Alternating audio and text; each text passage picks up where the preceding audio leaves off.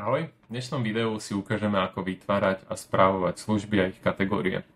Do služieb sa dostanem z ľavej navigácie pod nastavením podniku, kliknutím na služby a hneď vidím prehľad svojich služieb a kategórií.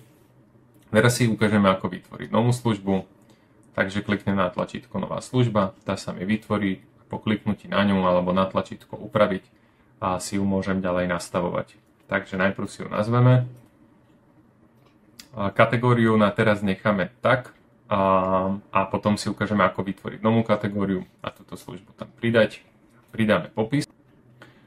Popis je momentálne nenaformatovaný, takže si ukážeme, ako ho upraviť, aby vyzeral na rezervačnej stránke dobre. Takže pridám oddelenie. Túto vec zmením na nadpis a jednotlivé kroky dám do odrážok. Ďalej si môžem výsledok zvýrazniť tučným písmom a takisto použiť kurzívu. Dĺžku služby nechám na hodinu a pridám si časovú rezervu po termíne na 5 minút, aby som si mohol upratať kreslo. To znamená, že ďalší klient si bude môcť službu rezervovať nie po 60 minútach, ale až po 65, pretože tam mám pridanú rezervu po termíne. Cenu si nastavím 60 eur a presunieme sa do dostupnosti. A minimálna doba predom znamená, ako skoro si môže ďalší klient zarezervovať službu. Takže ak si pridám hodinu, to znamená, že strih dlhých vlasov by si mohol človek zarezervovať hodinu predtým, než mám voľný termín. To znamená, že ak sú teraz 2 hodiny po obede, človek by si ju mohol zarezervovať najneskôr do 1 hodiny. Ak by už bolo 2:30, tak tú službu by si mohol najskôr zarezervovať na 2:30, pretože je tam vždy hodina rezervy. Maximálna doba predom znamená, ako ďaleko do budúcnosti človek vidí túto službu na rezervačnej stránke, takže ak to zmením na 180 dní, tak zhruba pol roka dopredu si tento človek vie zarezervovať strih dlhých vlasov.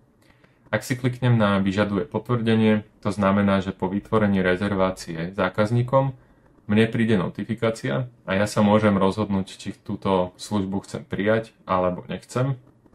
Medzičasom je táto služba vyblokovaná v kalendári, takže nikto iný si ju zarezervovať nemôže, ale ešte nie je potvrdená zákazníkovi ako platná. Toto je super pre veľmi zložité služby alebo služby, ktoré najprv vyžadujú objednanie materiálu alebo pre ľudí, ktorí chcú mať väčšiu kontrolu nad svojím časom a nemajú štandardné otváracie hodiny.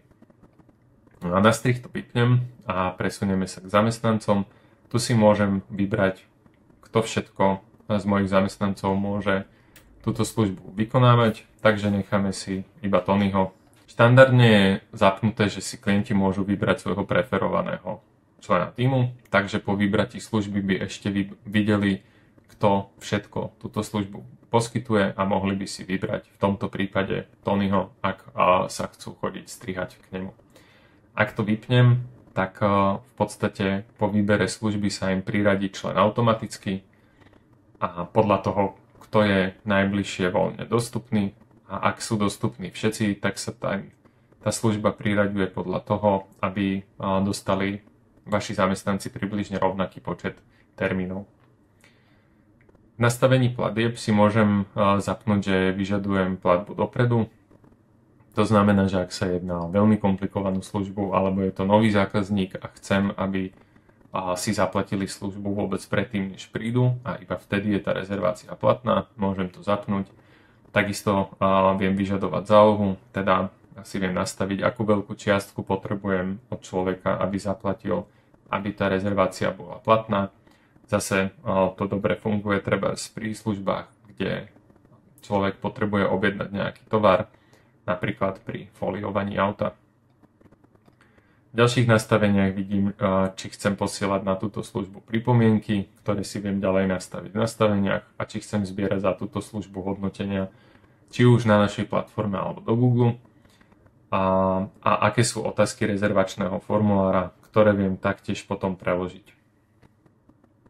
Službu si uložím, ak by som náhodou službu zabudol uložiť, snažím sa prepnúť inde, tak mi systém povie, že mám neuložené zmeny, takže sa vrátim, službu uložím a tuto rovno vidím, že si môžem skopírovať odkaz priamo na túto službu, ak by som si to chcel pridať na sociálne siete alebo hoci kde inde a viem si ju aj otvoriť v rezervačnej stránke, aby som videl, ako táto služba vyzerá.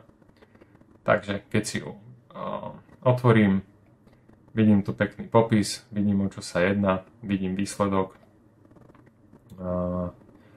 Na teraz sa vrátim naspäť do nastavení a vidím, že táto služba je vytvorená, je zapnutá. Mohol by som si ju vypnúť priamo tuto, alebo by som si ju mohol vypnúť zase v tejto úprave. To znamená, že tá služba je, ale nie je v rezervačnej stránke, ale môžem ju používať, ak ju budem rezervovať manuálne zo svojho kalendára. Ukážeme si. Takže teraz si môžem vybrať novú službu a strih dlhých vlasov, ktorý sa mi zobrazí, keď to chcem rezervovať ja, ale ak by bola služba vypnutá, tak si ju nevedia ľudia automaticky zarezervovať cez rezervačnú stránku. Teraz si ešte ukážeme, ako si vytvoriť novú kategóriu. Je to jednoduché, po kliknutí na novú kategóriu ju opäť vidím. Viem si priamo vytvárať službu do tejto kategórie, alebo jednoducho si ju pretiahnuť sem. A strih dlhých vlasov sa mi pridal do novej kategórie. Tu si viem zmeniť, nazvem ju dlhé vlasy a takisto tu viem pridať potom preklady z AI. Keď si to zavriem a uložím, vidím, že mám pridanú novú kategóriu a v nej novú službu. Ak chcem kategóriu zmazať, môžem najprv služby dať vonku, ale ak zmažem kategóriu, tak služby v nej sa nezmažú, takže ju len odstraním, služba mi stále ostala. Ak chcem odstrániť službu, tak ju odstraním priamo tu. Tak, to by malo byť všetko, čo sa týka nastavení služieb. Ale ak budete mať hociaké otázky ohľadom služieb alebo kategórií alebo hocičoho iného, kľudne nás kontaktujte cez tento formulár alebo priamo na e-mail. Ďakujem a šťastné vytváranie služieb.